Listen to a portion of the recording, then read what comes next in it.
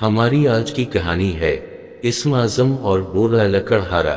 بیان کیا جاتا ہے کہ ایک دفعہ ایک آدمی اپنے شیخ کے پاس گیا اور کہنے لگا، اے شیخ، مجھے اسم اعظم دے دیں تاکہ میرے بگڑے کام بن جائیں۔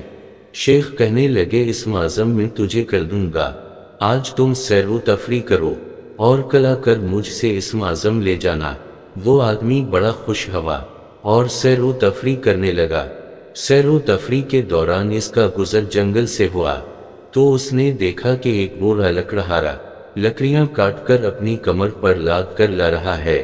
اس کے دل میں آیا کہ شاید میں اس کی کوئی مدد کر سکوں۔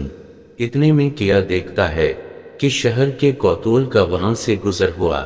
کوتول نے بوڑھے لکڑہارے سے کہا، بابا یہ لکڑیاں ہمارے گھر پہنچا دو۔ بابا نے کہا، برخوردار، میں اس کی قیمت لوں گا۔ کوتول نے کہا، میں ایک کوتول ہوں اور کوتول پیسے نہیں دیا کرتا۔ بابا نے کہا، برخوردار، ہم پیسے لے کر ہی لکڑیاں دیں گے۔ کوتول نے لکڑیاں اس بوڑھے لکڑہارے سے چھین لی، اس کو سزا دی اور بابا خاموش دیکھتا رہا۔ وہ آدمی یہ سب دیکھتا رہا، وہ سوچتا رہا کہ کتنے ظالم لوگ ہیں۔ وہ اپنے شیخ کے پاس گیا۔ شیخ نے اس سے کہا کہ اے شخص، تم نے کیا دیکھا؟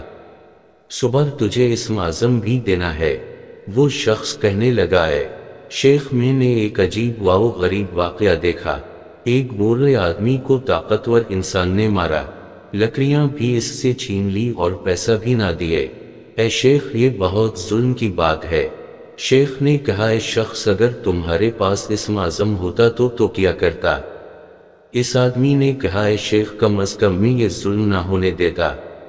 اس پر شیخ نے قہقہا لگایا اور کہا، اے شخص، مجھے اسم اعظم اس بوڑھے لکڑہارے سے ملا ہے اور وہ میرا پیر ہے۔ اس پر آدمی نے حیران ہو کر کہا، تو وہ بوڑھا آپ کو اسم اعظم دیتا ہے اور خود اتنی مشکلات برداشت کرتا ہے، یہاں تک کہ اس نے مار بھی کھا لی، مگر اسم اعظم استعمال نہیں کیا۔ اس پر شیخ نے کہا، اے شخص، تمہارے پاس اگر اسم اعظم ہو تو تم شام سے پہلے اسم اعظم کا چراغ گل کر دو گے۔ اے شخص، اسم اعظم جن کے پاس ہوتا ہے ان کے پاس ظرف ہوتا ہے جن کی دعائیں منظور ہوتی ہیں، اور وہ بار بار دعائیں نہیں کرتے، اور جب دعا کرتے ہیں تو زمانے بدل جاتے ہیں۔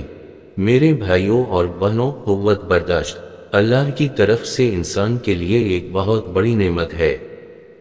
میرے آقا صلی اللہ علیہ وآلہ وسلم پر طائف میں پتھر برسائے گئے، مگر آپ صلی اللہ علیہ وآلہ وسلم نے ان لوگوں کے لیے کوئی بد دعا نہیں کی، بلکہ فرمایا کہ اے اللہ، ان کو ہدایت دے۔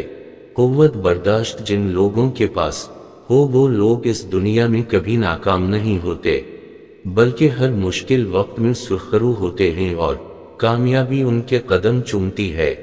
اللہ پاک ہم سب کو سمجھنے اور نیک اعمال کرنے کی توفیق عطا فرمائے، آمین۔